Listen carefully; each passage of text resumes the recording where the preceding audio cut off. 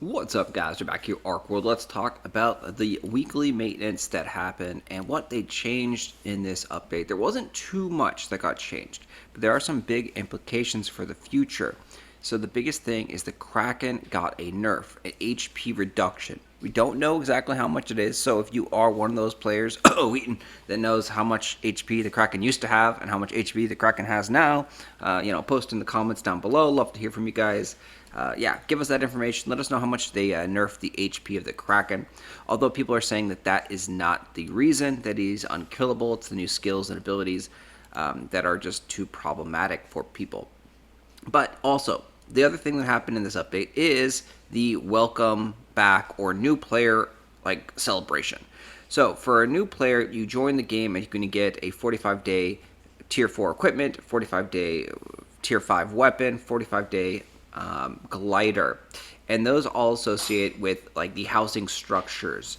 The glider you get by joining a guild. So this is new characters only. So a new character that's created and joins a guild is going to have access to this 45-day glider.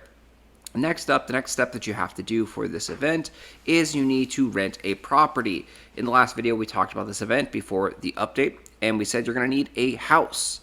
But they've actually changed that. So one of the things that they did in this patch is they made it so you can get the Blue Salt Brotherhood village voucher on the tent.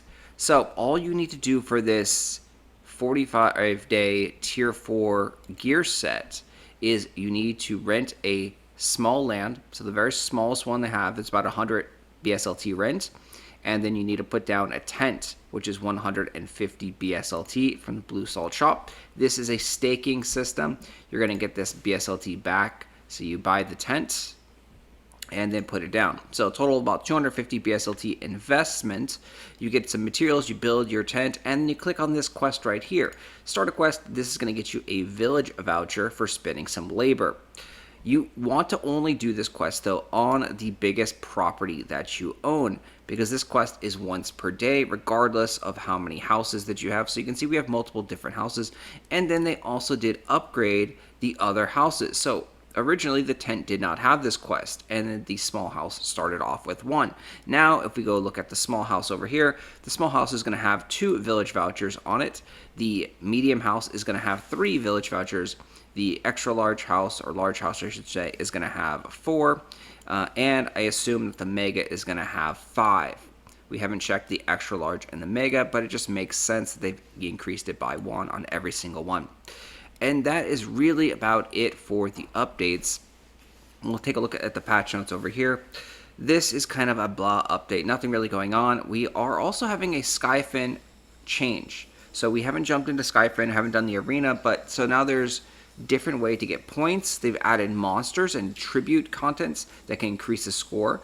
So making this game more interactive and more, hey, there's some PvE elements to it. So overall, this could be a really, really good change. And there's also individual compensation for individual scores. So this is, I think, a really, really good change. These minor things could tweak the game balance and adjust things and make things a lot more fun and engaging. Because if you were in a Skyfin before and it was 50 on 50, but the other side had 20,000, 25,000, 30,000 gear scores, and you guys only got like 15,000 gear score, there's no fun. They're just going to steamroll you for 20 minutes or 30 minutes, and you can't do anything. Whereas now, at least you can go solo, farm some PvE monsters, and maybe do some tributes and gain some compensation for individual scores. So overall, I think this is a great change right here. Oh, and lastly, who can forget about the slot machine? The slot machine got added to the housing, so you can buy a 30-day slot machine, I believe from the general version. We haven't checked this out exactly because who really cares about the slot machine, right? But there is a benefit. The slot machine is exclusive to 10x play, so that means every time that you spin the slot machine, it's going to cost you 10 tokens. So if you are a diehard slot machine fan, this is something good for you because you can just spam 10x and be done with it once you've lost all of your Archeum. Or maybe hit a nice jackpot and win some Archeum. But most likely you're going to lose Archeum because it's a slot machine, it's gambling, and the house always wins. So that is it for the updates. Thanks for watching, guys. I will talk to you guys later. We are getting ever so close for the fishing update in December, which I hope is actually a really good update. The price of the BSLT token is creeping backwards up, so very, very small. I think we're still about 3.5 right now on the token price. We can go over here and check this out real quick. But yeah, so the confidence is coming back to the players. And so, once again, always to state this, the BSLT token price has really nothing to do with Bitcoin. The token price is only available on the Bora Portal exchange. It's the only way you can get it. It's not connected to hardly any other crypto coins out there. The reason all the other altcoins and crypto coins go up and down based on Bitcoin is because they're paired with different things and they have this association really with Bitcoin.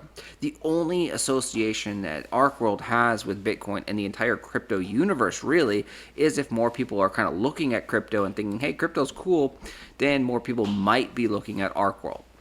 That's really it. There's really nothing else tying the Archeworld crypto game to the crypto universe. Of course, we do have a little bit of Bora, so Bora is connected, but once again, that's a very, very small isolated thing on the Bora network here, using that to buy the BSLT and so forth.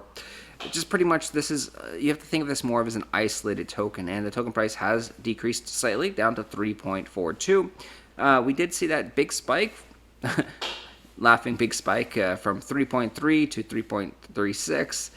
Not really a big spike, but on the graph, it looks pretty big right there. We still haven't broken down below 3 cents, which I think is kind of a nice little support level right there. And again, player confidence is coming back. The token is all about player confidence. If people are enjoying, having fun with the game, the token price will go up. If people are not having fun and not enjoying the game, the token price will go down. That is the gist of it, the supply and the demand. And then, of course, every year we have this big bonus unlock of 30 million tokens, which is going to dramatically affect the price in a negative way, because 30 million tokens just poof appear out of nowhere and now they can be sold. It's not a good thing, and that's going to happen right around like the September month. We don't know exact date of when the 1 year unlock period happens, but it is generally known to be September, which when the game launched. Anyway, guys, I will talk to you guys later. Thanks for watching. As always, hit the like button, subscribe to the channel if you hadn't, and I'll see you next time.